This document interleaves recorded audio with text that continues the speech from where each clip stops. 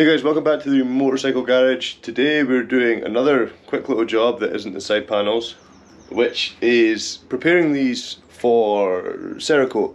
My good friend Gus over at Mancave Makings, you can see a link down below for his channel. He's recently taken the plunge and got himself a sandblaster, powder coating oven, Cerakote kit. So, and I know he's been tinkering with Cerakote, so for me it's a no-brainer. This bike is called Panther, which is badass and black, and every time I think about when it's going to be done, sometime later on in the year 2027, I think about things that'll stand out, things that'll make this really cool. One of which being the carbs. The carbs, you often see, let's get carbs vapor blasted. Hell, I've got a set of vapor blasted carbs somewhere in my unorganized shithole of a garage, but they look awesome. But for me, I want to do it good. I want to get a nice set of black carbs and just think, yeah, that's badass. So Cerakote goes on so thin. It was the application for me. I really like the idea of it. The surface finish is really nice. If you put the right one on, it's pretty damn fuel resistant as well for the inevitable leaks that we're going to have trying to get this thing to run in. So yeah, job today, strip down the carbs. Undecided yet. I think I'm just going to do a time lapse. The important bit for anyone doing one of these builds is it's more realistic to film the rebuild. I mean, all I'm doing here is taking everything apart and putting it in boxes just to make sure that we've got carb 1, carb 2, carb 3 and all the jets. I know I'll have to rejet this and everything else, but if I can keep everything to its host carb, that's fine. Key I guess for Cerakote is covering up any orifices, which is like using heavy duty powder coating tape that's not going to get penetrated when you sandblast it, because the prep tends to be, I think you strip it, you got to dip it in acetone. I've got acetone there. You put it in the oven to bleed it out. You sandblast it, you put it in acetone again. There's a hell of a lot of prep. I mean, when I say bleeding out, it like putting it in the oven allows it to gas out. That's what I mean. Sorry, like there's gases that are, and oils and everything else that can be entrained within the carbs. So taking them, shoving them in the oven is enough just to allow it to get rid of those oils, so that when you do your prep and when you do your Cerakote, it's not going to react with the carburetor. So yeah, plan's really just to chuck this on, take a few shots of me stripping it, and then I think I'd like to try and get over to Gus's and film the prep and everything else, and try and just do this all in a winner, and a nice, it's 3 minutes already, but a nice short 10-15 minute video just as to the whole process. One thing I'm not entirely sure of, I'm going to see if I can get an offset benchmark as to what the general jetting settings for these carbs to be ran on these bikes are. These are obviously the Triumph carbs of some of the Triumph Street Triples. I'm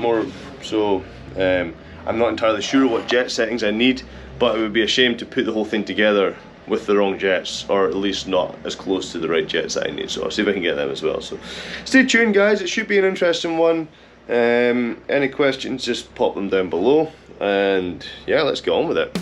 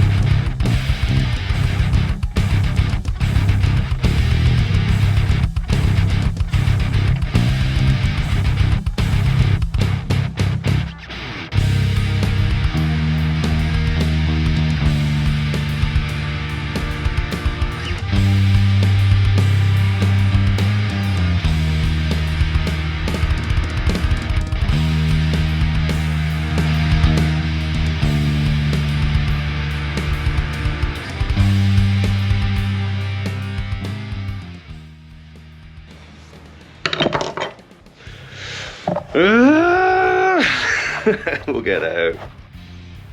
And we'll just put this away. Oh, that? No, that was for something different. That wasn't for drilling that out.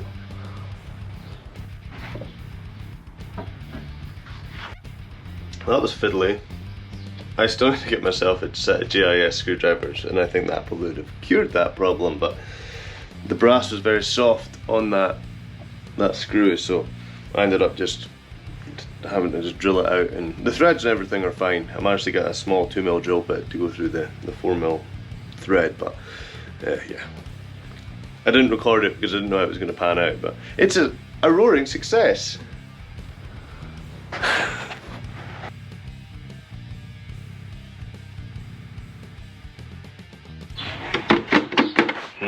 Tasty. Give me your acetone and dirty carbs. Nom nom nom nom.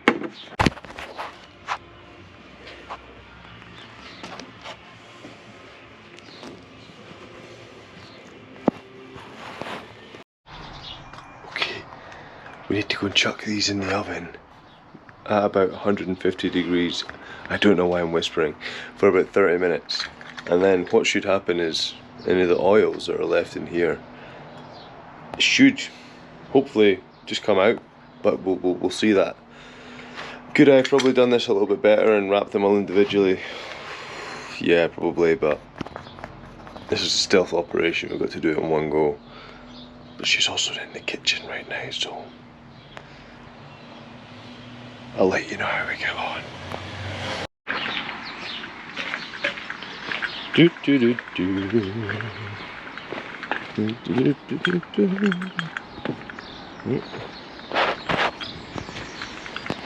Nothing to see here. Oh, sorry. This is a lovely cake.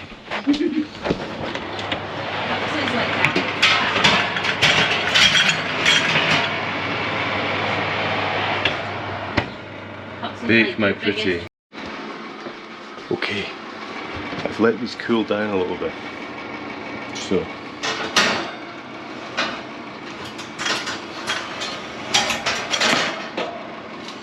let's go take a look in the sun.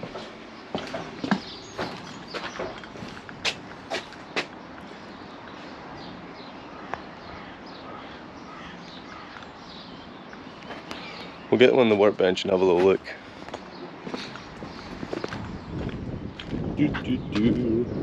Hello, Mr. Rangy.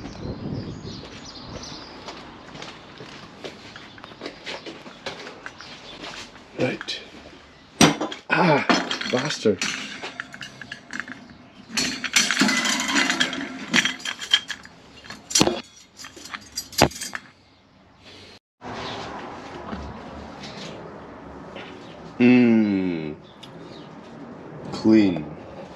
Clean and tidy.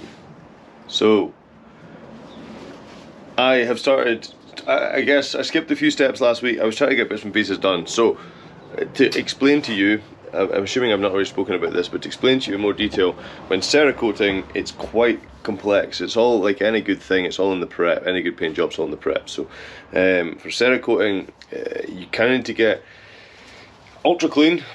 You need good surface roughness for the Cerakote to adhere to, but the key benefit is it's hard wearing and it's direct to substrate, so you don't need to use a primer or anything else. So long as you've prepared the surface enough, you can just put that on. So what I'm going to close this video out with is, I guess you saw me put the carbs in the oven. That was to bleed out any oil. That came out brilliant. Shut up, birds! And then you saw me use Mr. I think it was Mr. Sparkles was his name, but the acetone's kind of dipped off. So that brought some more. That actually was before the oven, the acetone. But what I'm now trying to do is mask these off with this god awful high temperature masking tape. Now, this still needs to be prepped with. Gus needs to run over it with a sandblaster. He's got a sandblaster with the right grit and everything else, which will then give these a nice surface roughness. I'm not going to touch these with my bare hands. I need to get some gloves on, but these are all cleaned, as clean as can be. So what I'm doing at the moment is trying to prep them so that when Gus goes over them with his it's a sand blasting kit, I don't get loads of shit in all the orifices of the carbs. That's not the end of the world, I can easily clean that, but it's nice to avoid it if possible. You see there's a lot of little holes here. You get specific plugs that you can actually put in that block up this hole nicely. Now Gus has got all of them, so I'm hoping when I drop this off I can just leave it some half-assed job to him and he can just finish it off. But in the meantime, this is what I'm going to do today. I'm just going to get these finished off, get these masked. This here, the starter motor, this here's the cap as well. I think I'd like the caps to be done too. That hasn't been through the same process. I didn't want to put it in the oven in case it melted.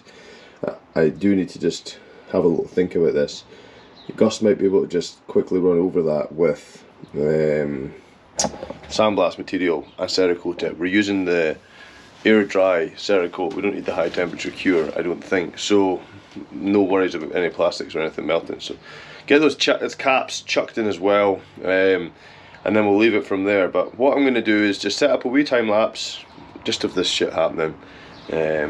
Maybe a metal montage. I need to dig out where all these songs are. It's been a while since I've found anything, done any videos. And then we'll do a little closeout and that'll be it. But first I'm going to chin this really tasty coffee, iced coffee. It isn't beer, it's 11 AM.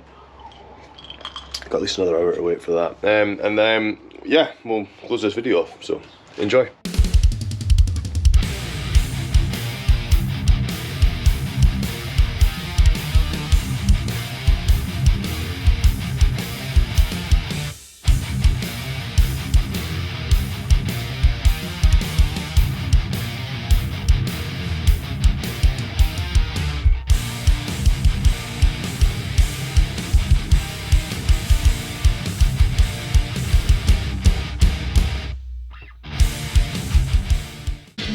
Turn off Pantera before my video gets taken down.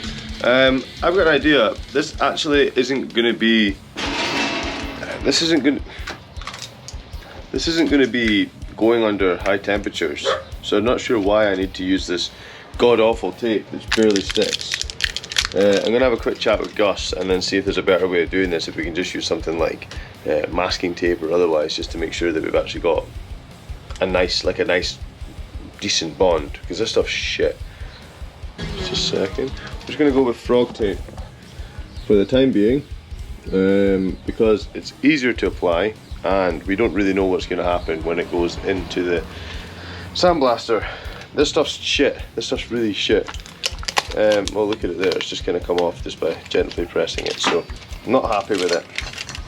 Fucking bollocks. But you need this for high temperature applications. However,